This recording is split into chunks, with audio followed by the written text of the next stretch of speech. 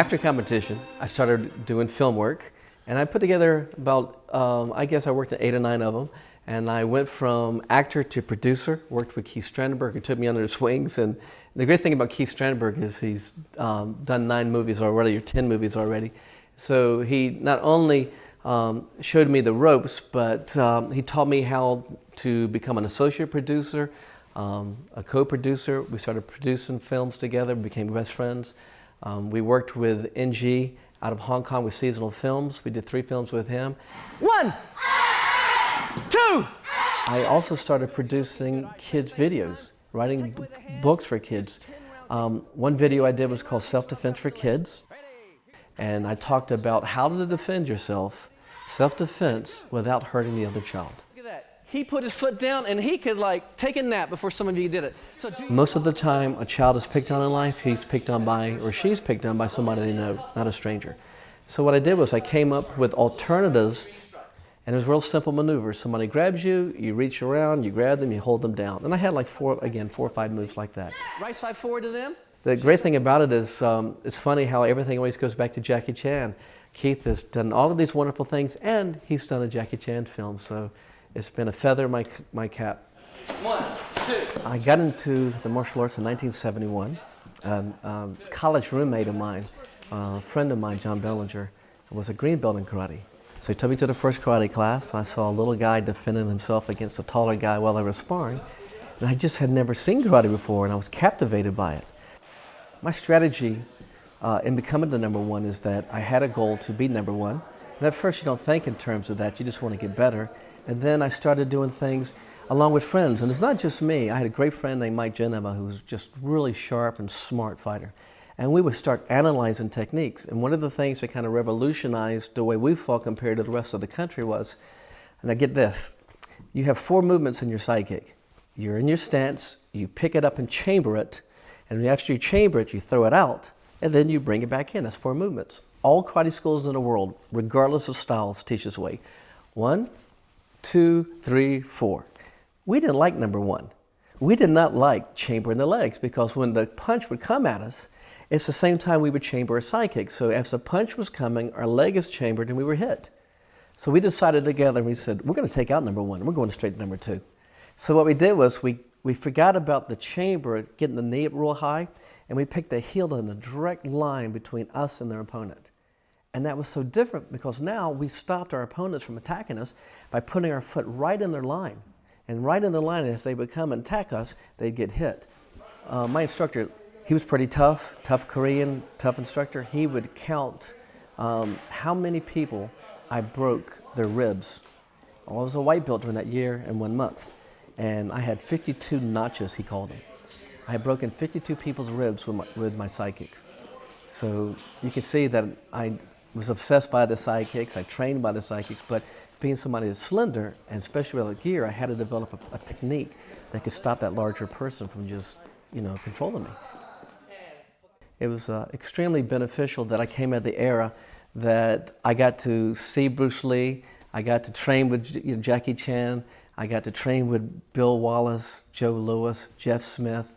I really idolized Chuck Norris, because Chuck Norris to me was, after all these people I described, Chuck Norris was my man. Chuck was a just terrific fighter, had terrific timing and technique. Even though I've trained with the best in the world, I really used Chuck Norris as my role model. It's because of his strategy, his timing, his movement. Chuck could spin off a round kick, he moved, he was smart, he used strategy. And I consider myself very much like that. Not the fastest, the strongest, the best by any means, but I wanted to have a strategy. I always told myself I could win. I always believed I could win. And every time I didn't win, I was always let down because I couldn't believe somebody could beat me, even though I know there's great talent out there. But I had to convince my mind that I was the #1 fighter, and I had to believe in myself like that. And so just having Chuck Norris as a great role model was phenomenal. Never had a chance to even tell him. We're good friends, but Chuck had a great impact on me. A good friend of mine called named Pat Johnson. And Pat Johnson is a fight choreographer out of Los Angeles, and he's done some major work. And he called me up and asked me if I'd be interested in working with Jackie Chan. I went, well, of course I would. I'd love to. Can you be ready by Friday? And it was like Wednesday. I said, be ready to do what? He goes, you have to fly to Barcelona, Spain, and we're leaving Friday. Do you have a passport? And I went, yes, I have a passport. I'm ready to go. And 2 days later, I was on a plane, and he told me that Benny Urquidez would be meeting me out there. We met at the airport, flew together, and it was through Pat Johnson I got that role. And it was kind of nice because Benny was the #1 fighter in the world, full contact. I was rated #5 in the world, full contact, and so happened to be in Benny's division. And so for 2 years, 3 years, I was doing point fighting, tournament fighting, as well as full contact fighting. And I knew I'd have to cross, swords with Benny Urquidez in the ring one day. So I thought this might be a good opportunity to work out with him a little bit and see really how tough he is. Oh my goodness. Yeah, he's tough. So it was wonderful. We spent 3 or 4 months together in Barcelona. We got to train together, live together. So it was a wonderful experience. Of course, we had heard about Jackie Chan through his other movies he had done. Just phenomenal. We still at that time consider him the very best in the world. You have your other major stars, but still Jackie Chan was the premier. And here it is 20 years later, he's still, 25 years later, whatever, he's still the man. I couldn't tell you who's the most talented because every day I changed my mind. I thought Yong Bao was the most talented on certain days, and then I knew Sammo Hung was the most talented, then Jackie Chan. No, guess what? All three were just phenomenal. All three were at a different level than I was used to seeing in the United States, and especially in film. And so I was basically overwhelmed. My senses were overwhelmed to watch them right in front of me do techniques and acrobatics and choreograph moves that looked better than the movies that had special effects and that used wiring. They were just doing it without anything right in front of us. Sammo he was so talented to work with, and he was giving. It was good because he would help put the fight sequence together with Jackie. And it was extraordinary because each of the three gave me hints and worked with me. What Jackie worked with me the most, believe it or not, was my facial expressions. Sam, on the other hand, he worked with my fluidity, my power. He loved my sidekick. Yong Bao, the thing that he liked was the long kicks that I had, the circular kicks, the angular kicks. And he'd always would tell me, oh, I like your kicks, I like your kicks. And it was nice. I had 3 guys working and they had mutual respect. Out of the 3 brothers, what was interesting to me, and especially in hindsight, was Jackie Chan, Yong Bu, and Sammo Hung. There was this hierarchy. It was almost like a status. Yong Bu was at the bottom of the hierarchy. He had to call them big brother and do whatever both of them said. The same was true for Jackie Chan. Jackie was above Yong Bu, but he had to listen to Sammo Hung and never talk back and never be disrespectful. And I'd always ask them, what's going on? And they told about their school they went together and how they lived together, and that the older ones, you had to show respect. And so it was usually the quiet person was Yong Bu, and he was always there, and he really respected the other 2, and he would sit with me, and we talked about the other 2. But he could never question anything, he couldn't question fight choreography, he couldn't question dialogue. He just had to say yes sir and just do what he was told him because these were his big brothers. I talked to Jackie Chan about the same thing. He said, no, Sammo's my big brother. I have to do what the big brother says. And he said, oh, I was so upset when I was in the camp when we were growing up, and Sammo was the head. My professor left as he left the room, and all of us are young kids, and we're there. Sammo Hung came to me, and he had me stand in the stance, and he put the professors, or his teachers, what he called the teachers, teacup on my knee, and made me stand there until it hurt. And then I dropped, of course, I went down, and the teacup broke. And the professor came in, and my teacher came in, got really upset at me because of Sammo. I mean, they were still talking about when they were kids 20 years earlier, It was incredible. But it had that kind of history. And Yong Bao was technically perfect. Every move, every technique was just technically, from a form standpoint, was perfect. He flowed, and he had such an incredible acrobatic background, so it was just a pleasure to work with him. We got along real well. When I first got to the set in Barcelona, there was like electricity in the air because it was, all of us knew we were making history. Benny and I knew we were making history by being in a film with Sammo and Jackie and Yong Bu. But I think it was history being made from Jackie Chan's perspective because this was a higher budget film. This was a film taking him out of Hong Kong, and now he was working on location. And everybody was excited because this was one of his first major steps to stardom that he really wanted to reach. And so everybody was very positive. There's no bickering. Of course, Sammo's the king with Jackie, whatever they say goes. And we were bystanders. It was like we were participants in history, and we loved every minute of it. I got to develop a good relationship with Jackie because he was very interested in coming to the United States eventually and wanted to work on his English. So he would talk to me a good bit. We spent a lot of time together. And we would always just talk about, anything from martial arts to politics, you name it. And the hope was that, of course, that Jackie would improve his English. It probably had a 3-month shooting schedule. They shoot differently than we do here in the States. And we didn't have a script. And we wouldn't even know when Benny and I would have to shoot. They would just say, you'll be shooting this week, or maybe next week, or be on standby, like that. And so Benny and I started working out together. And we decided to start traveling. We went to France and Germany, we went different places. But we started going into other karate schools. We would walk in unannounced into other karate schools and then make challenges. Not death challenges or anything, but we like to work out with some of the black belts there. I never forget this. Benny always told me this: I'll take the toughest one. Don't worry about it. Not that I was worried, but he loved that. Benny says, don't worry, I'll take care of you. I'll fight the instructor. Whoever's the toughest one, I'll take. You take the rest. I think Benny and I never probably got hit the whole time, regardless of where we went. But Benny almost seemed to knock his man out every time. It was like, I still had some protocol. I would still take care of the fighter I'm working out with. But Benny, he would just left hook or some kind of kick, like I'd go down. Benny was so tough.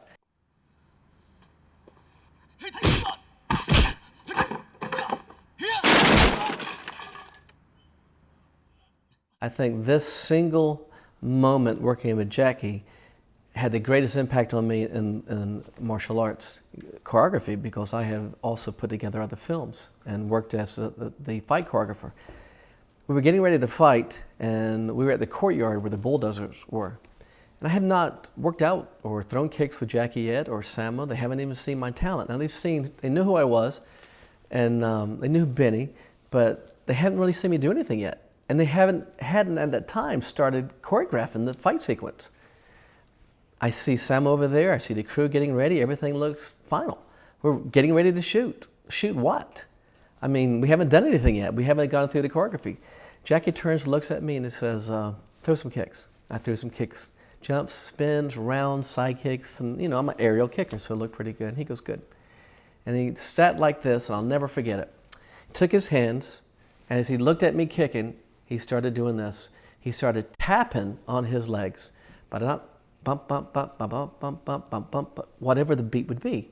And then he goes, no. And he goes, boom, boom, boom, boom, boom, boom, boom, boom, like that. I said, what are you doing? He says, I'm working on the beat of the fight. I said, what do you mean the beat of the fight? He goes, Keith, imagine 2 of the best fighters in the world are fighting each other on film. If there's not a rhythm, if there's not a beat, he says, you'll be watching that film, but your subconscious will be going, something's wrong here. And you won't like it, even though they're the 2 best fighters in the world. It'll be unsettling. You just won't feel comfortable. He says, so what I do first is musical, is a rhythm. I work on the beat, pop, pop, pop, pop, pop, pop. And then I add the techniques to the beat. And I went, oh my goodness, that's revolutionary. On the West, we've never heard of anything like that. We know, take your arm back and you hit somebody.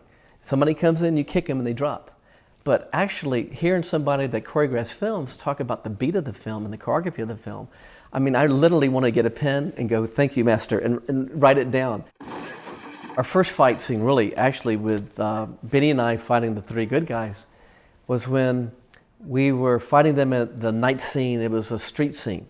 And we were in pursuit. And it's the first time you see our characters on film.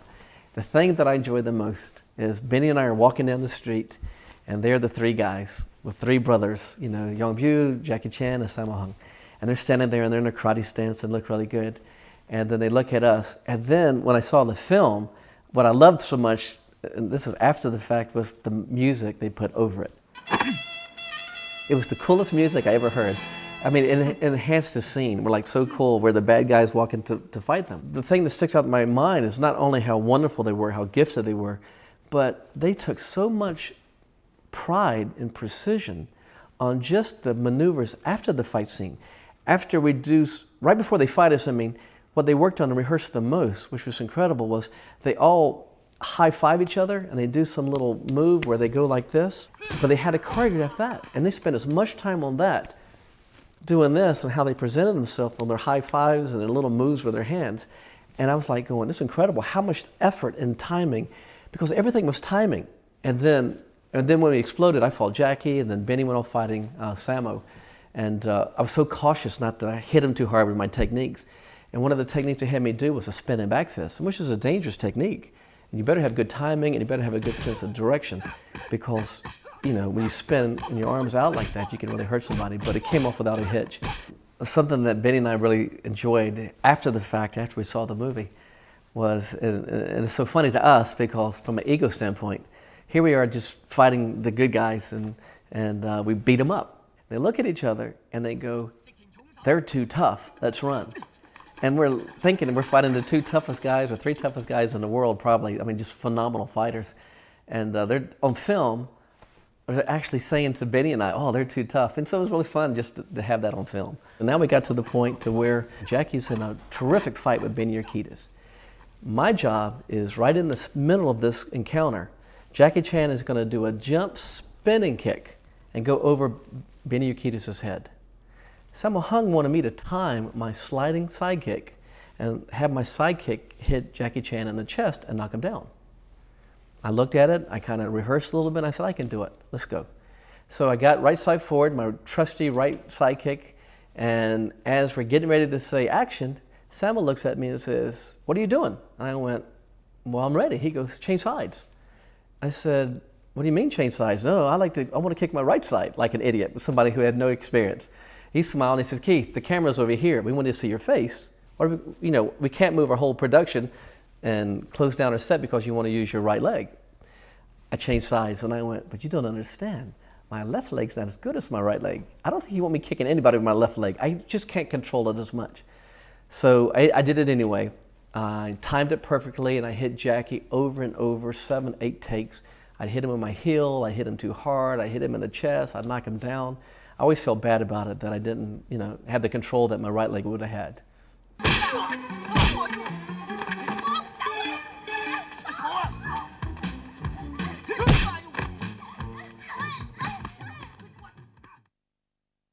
In the course of this fight sequence, I would hit him with my sliding kicks and I would drop him, and each time he'd get back up, we did the take over and over.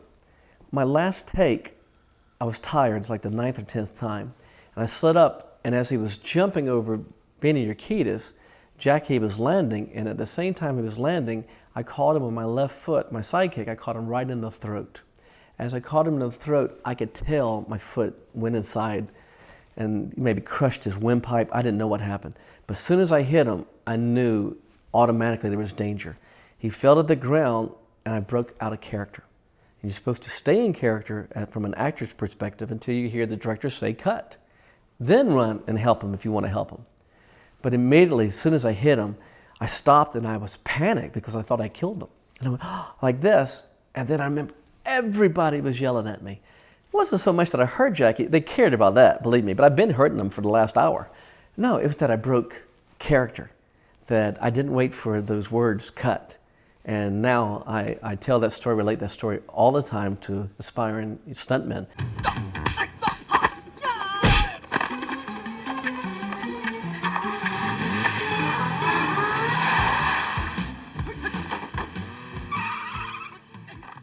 After I had done this scene with Jackie Chan, and I had kicked him so many times with my sidekick and dropped him so many times, and I always felt so bad. Personally, I thought I was fired and they were going to send me back to America anytime. But what happened was Sammo fell in love with my sidekick. He loved my power. He'd always tell me, oh, more power, I like your sidekick. So a week later, we come back to the set and he devised a new scene just for me. He brought in a Volkswagen bus and had the good guy come out of the bus. I'd pick him up and I'd throw him out of the bus, and then had another good guy come. As the guy would step out of the bus, my job was to kick him back into the inside of the Volkswagen. He wanted to see if I could pick up the character I was going to kick, throw him inside the bus, and hit the bus so hard with his body that the bus would actually shake, just like that. And so I went, oh my gosh. So I went, sure, let's try it. So I remember I did the scene. I remember I slid up and I hit this guy as hard as I could probably hit anyone. And as I started to walk away, and Samuel goes, "Where are you going?" And I went, "Well, the scene has to be over." He goes, "No, we have more Chinese, more Chinese." I looked over there and there was a line of other stuntmen in a straight line ready to go back to back and have me do the scene over and over till they got a good take. Maybe it was a month later, I'm doing one of my scenes with Sammo Hung and Yong Biao, and now we're fighting. And in this scene, I'm fighting against both of them. And Sammo has like a spear in his hand. It's a staff with this protruding thing from it. And he's spinning behind his back and over his head, and I'm ducking and jumping, and I got to fight two guys at one time. And it's not easy because the choreography is phenomenally fast. And so we did the scene 30, 40, I've heard some accounts 45 times to 50 times. But I just know I changed outfits twice. And it was phenomenal, it was fun. But one of the scenes, during the scene, I had to do a jumping spinning kick and break the staff in half that Sammo was holding. And then once he breaks it, he looks like this, and then he runs away. Then I continue my fight with Yong Biao. So one of the takes, I must have been tired or whatever, my timing was off, but I did my jump spinning kick. And remember, when you do a film, it's not like fighting. When I'm fighting in a ring, I can pause and take a break by doing my side kick and circle and run, or hit somebody with a side kick. You actually have more time to regroup in an actual fight sequence than you do in a real martial arts movie. When you're doing a movie, you have to give 100% effort and 100% with your technique at all times. There's no time you can just, well, for 30 minutes or 30 seconds in a round, I'm just going to move around. You don't have that luxury. So one of the takes, I jumped up. Instead of breaking the staff, I caught Sammo Hung right here with a jump spinning heel kick, caught him in the head. He just goes out, he hits the ground, and he's down. But I did learn my lesson because I stayed in character, and I didn't move. No one moved. The problem was Sammo Hung is the director. He only is the one who can say cut. So it maybe was 2 minutes to 5 minutes. It could have been an eternity. But I just remember I stood there and I wasn't moving because I had so many people yelling at me earlier about moving. And I stayed there. And I remember when Sammo jumped up and he looked at me and just hugged me. I would imagine he was going to punch me or hit me, but he loved it. He loved my power. He hugged me and he started yelling in Chinese at his crew. I can only imagine he was telling them that this is my red badge of courage. This, in other words, means I'm taking it. I'm the director. If I can take it, you guys should be able to take it as well. Or he could have been saying, Keith's an idiot. I don't know what he was saying, but he did it with a smile on his face. And he just had even more respect for me. And that one, of course, didn't get into the film. But it was just phenomenal having to work with both of them. But I learned that lesson, and it held true for all the rest of my films. And again, when I'm teaching at acting academies, I tell my guys, I don't care what happens, never break.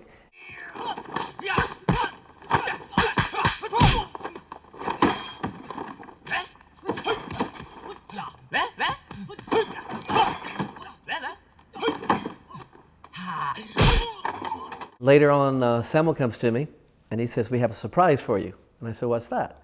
I said, "By the way, how are you going to kill me off? I have no clue. How are you going to, do you guys shoot me, beat me up, throw me out a window? What are you guys going to do?" He says, "We have something very special for you."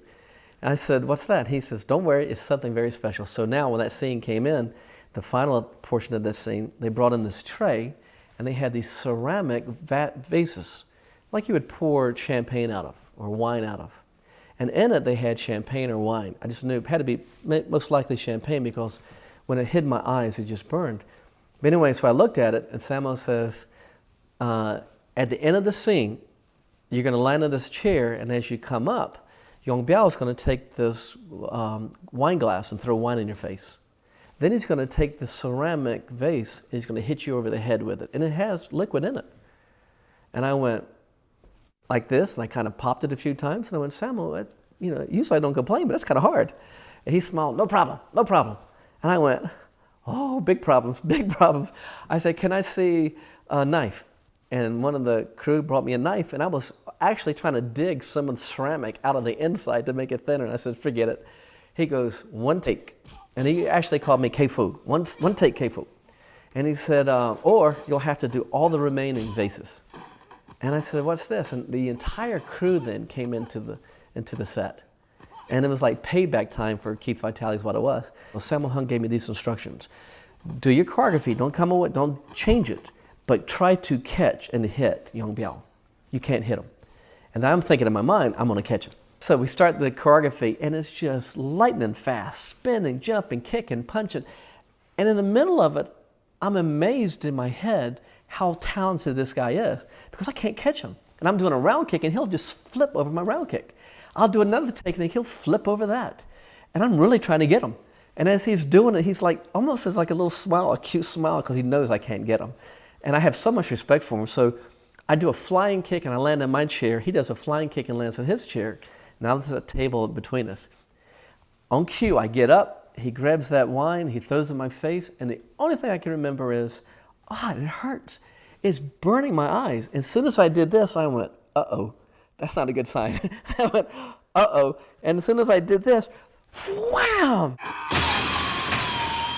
A vase hits my head, I stagger, and as I'm staggering, I'm looking not only at him, but the entire place smiling. And I'm in my mind, I smile. If you look at the film closely, I smile because in my mind I'm thinking, I am the dumbest person alive to allow them to hit me over the head with a vase and knock me out, and then I go unconscious. And I actually went unconscious.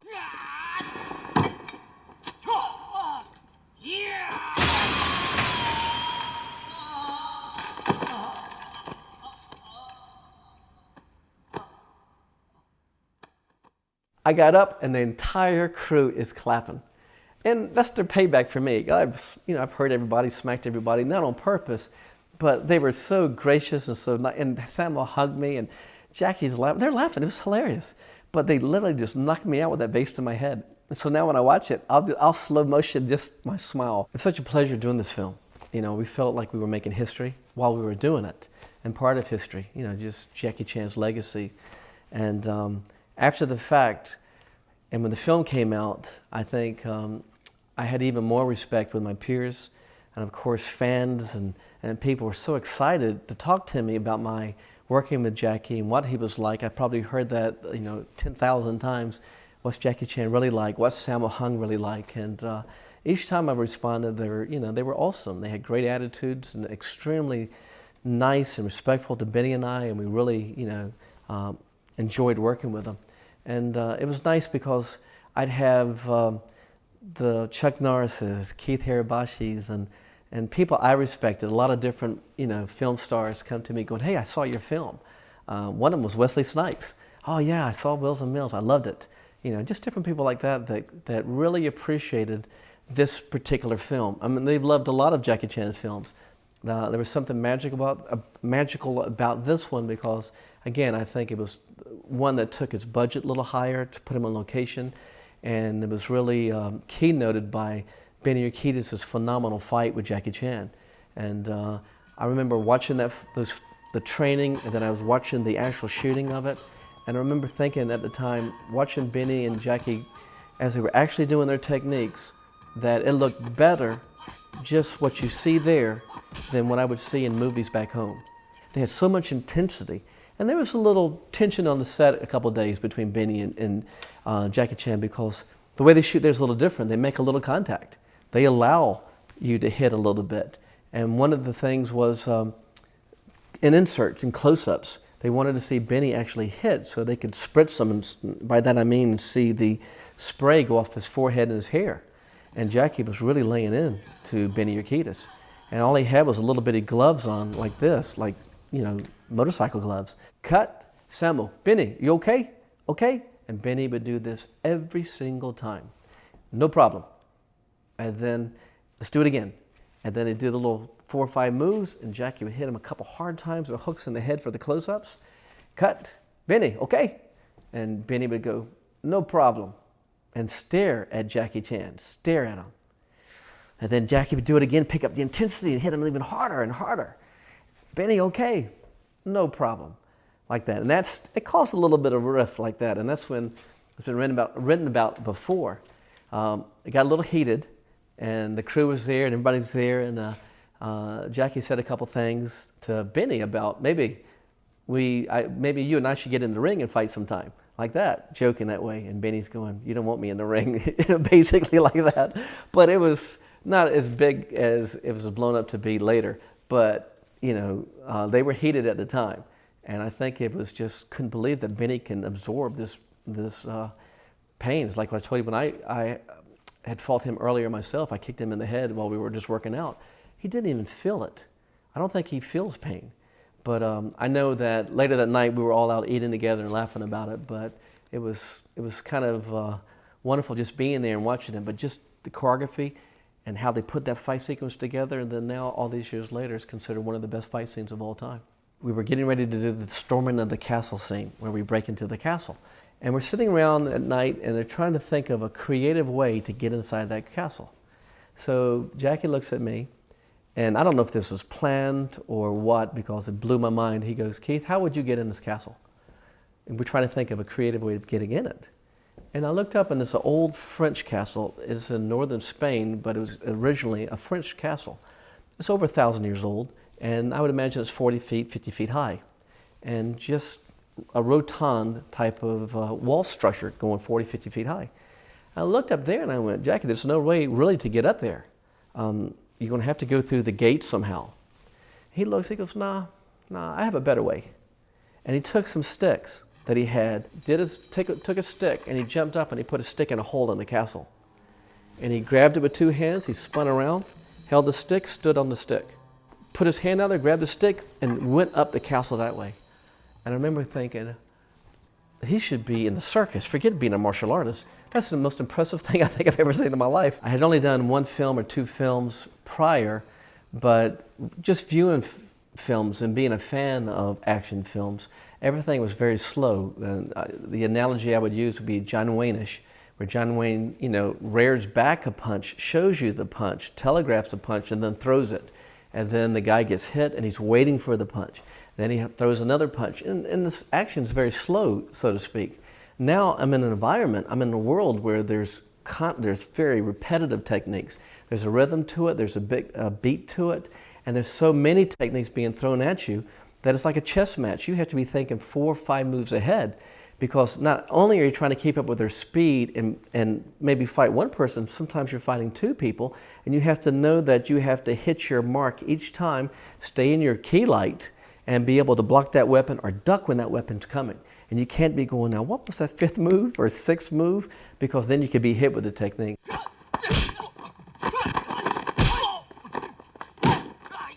When I think back of the wonderful time I spent with Benny and of course the others, it was part of history.